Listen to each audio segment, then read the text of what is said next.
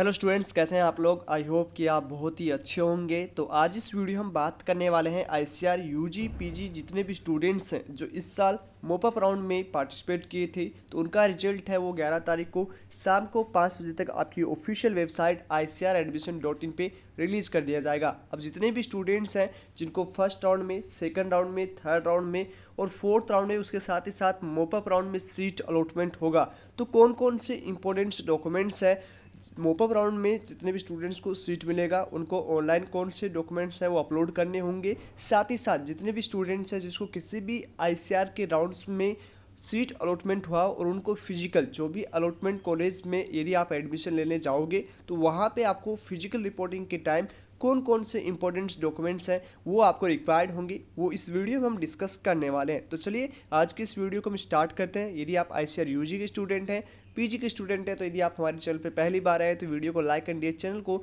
जरूर सब्सक्राइब कर लीजिए, क्योंकि यहाँ पे आपको सभी अपडेट्स है रिगार्डिंग आईसीआर की मिलती रहेगी। तो चलिए आज की इस वीडियो को हम स्टार्ट करते हैं। तो सभी स्टूडेंट जो मोपअप राउंड में पार्टिसिपेट किया है तो उनका रिजल्ट है 11 तारीख को शाम 5 बजे तक आपकी ऑफिशियल वेबसाइट पे जारी हो जाएगा। सीट अलॉटमेंट होने के बाद आपका डॉक्यूमेंट्स वेरिफिकेशन होता है। तो डॉक्यूमेंट्स वेरिफिकेशन में आपको कौन कौन से इंपॉर्टेंट डॉक्यूमेंट्स की ऑनलाइन रिक्वायर्ड होगी, उसके बाद में जब आप ऑफलाइन जाएंगे तो कौन कौन सा डॉक्यूमेंट्स है वो रिक्वायर्ड होगा।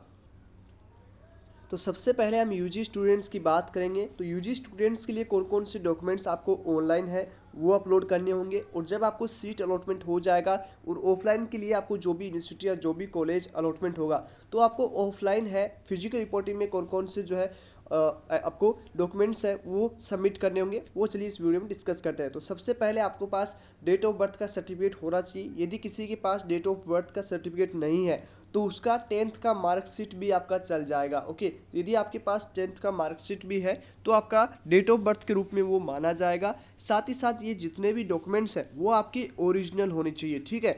तो ओरिजिनल डॉक्यूमेंट्स के साथ ही आप फिजिकल रिपोर्टिंग के लिए जाए तो ये आपको ऑनलाइन भी रिक्वायर्ड होगा, और ऑफलाइन यदि आप रिपोर्टिंग करने जाएंगे तो भी आपको ऑफलाइन देना होगा। उसके बाद में आपका 10th एंड 12th का मार्कशीट आपके पास होना चाहिए, ठीक है। तो ये आपको ऑनलाइन भी और ऑफलाइन दोनों को आपको देना होगा, ठीक है। तो ये भी चीज़ समझ में आ चुका है। उसके बाद में आपको transfer certificate and school leaving certificate, इसके मान सकते हैं आपको टीसी, ठीक है। ये टीसी आपका यदि आपने 12th पास किया हो या आप फर्स्ट ईयर किसी भी कॉलेज में आपने एडमिशन ले रखा हो तो वहाँ से अपना टीसी कटवा सकते हो। और ये आपको कुछ ऑफलाइन में आपको मैक्सिमम स्टूडेंट्स को, ठीक है, जितने भी कुछ कॉलेज होती है सारे की सारी कॉलेजेस से आपसे टीसी लेती है, ठीक है। तो ये आपको ऑफलाइन जरूरी होगा, यदि आप ऑनलाइन नहीं रिक्वायर्ड होता तो ऑफलाइन आपको देना ही होगा, ठीक है। और मैक्सिमम टाइम आपसे ऑनलाइन और ऑफलाइन दोनों टाइम मांगा जाता है। ओके, ये चीज़ समझ में आ चुका है। उसके बाद में आपका एडमिट कार्ड, ठीक है। नेक्स्ट आपका एडमिट कार्ड रहेगा। एडमिट कार्ड आपको रिक्वायर्ड होगा, तो सभी स्टूडेंट्स के पास अपना एडमिट कार्ड है वो आईसीआर का एडमिट कार्ड आपके पास होना चाहिए। यदि आपने सीयूटी के थ्रू एग्जाम दिया है तो सीयूटी के थ्रू आईसीआर का एग्जाम इस साल हुआ तो वहाँ पे आपको सीयूटी का एडमिट कार्ड आपके पास होना चाहिए, ठीक है। ये आपको ऑनलाइन एंड ऑफलाइन दोनों टाइम देना होगा। उसके बाद में कंफर्मेशन पेज अब आपने एप्लीकेशन फॉर्म फिल किया था तो सभी स्टूडेंट्स के पास कंफर्मेशन पेज था, तो वो कंफर्मेशन पेज आपको ऑफलाइन देना होगा, ऑनलाइन ही ऑफलाइन आपको पास देना होगा। ओके, उसके बाद में यदि आपको रैंक कार्ड, ठीक है, जितने भी स्टूडेंट हैं वो रैंक कार्ड अपना अभी डाउनलोड नहीं किया तो डाउनलोड कर सकते हो। ओके, तो रैंक कार्ड आपको ऑफलाइन देना होगा। ओके, उसके बाद में आपका अलॉटमेंट लेटर, जो भी कॉलेज है जो भी इंस्टीट्यूट आपको अलॉट होता है जब आप काउंसलिंग में पार्टिसिपेट करते हैं, और उसके बाद में आपको जिस कॉलेज में भी एडमिशन मिलता है, जिस भी ब्रांच में आपको एडमिशन मिलता है तो उस ब्रांच का आपके पास अलॉटमेंट लेटर होना चाहिए, ठीक है। और ये अलॉटमेंट लेटर आपको ऑफलाइन जब आप फिजिकल वेरिफिकेशन के लिए जाएंगे तब आपको ये अलॉटमेंट लेटर देना होगा। ये भी आपको समझ में आ चुका है। उसके बाद में जैसे आप फीस पेमेंट करते हैं, फीस पेमेंट करने के बाद आपके पास प्रोविजनल एडमिशन लेटर आपके पास होता है और वो आपको डाउनलोड करके आपको ऑफलाइन देना होगा, ठीक है। तो ये जब आपको सीट मिल जाता है और आप 10,000 पेमेंट कर देते हैं तो पेमेंट करने के बाद एक और लेटर आता है आपके पास। उस लेटर में आपका पूरा कॉलेज में यदि आपने एडमिशन लिया तो उस कॉलेज का नाम, जिस भी कोर्स में उस कॉलेज में एडमिशन ली है उसका सारी डिटेल इन्फॉर्मेशन होता है। ओके, तो वो आपको 10,000 पेमेंट करने के बाद ही आपको मिलेगा, तो वो आपको ऑफलाइन देना होगा। ओके, ये चीज़ आपको समझ में आ चुकी है। उसके बाद में पासपोर्ट साइज कलर फोटोज जो भी आपने एनटीए के जब आपका एप्लीकेशन फॉर्म फिल किया था और आपने जो पासपोर्ट साइज फोटोज का इस्तेमाल किया था उसी पासपोर्ट साइज फोटो की आपको रिक्वायर्ड होगी, और वो जो है आपका ऑफलाइन आप जब फिजिकल वेरिफिकेशन के लिए जाएंगे तब आपको रिक्वायर्ड होगी। उसके साथ ही साथ आपका आधार कार्ड, ये दोनों टाइम ऑफलाइन एंड ऑनलाइन आपको दोनों टाइम अपलोड करने होंगे।